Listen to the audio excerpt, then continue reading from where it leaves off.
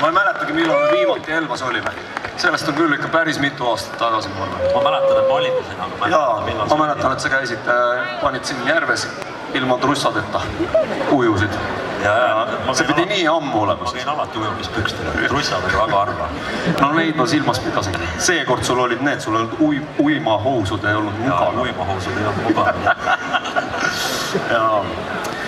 Teil läheb suvel hästi, ma saan aru, Elvas on ju nii? Kõik, kes on Elvas, tõstavad praegu kohe käe üles. Aga kus te ülejäänud olete? Kus kohast? Pärnust. Kõik ülejäänud on Pärnust. Keegi kuskil, ühed on Elvast ja teised on Pärnust, aga kuskil vahepealt ei ole mitte kedagi. Üks mees on seal. Kust sa oled? Mis asjast? Espo.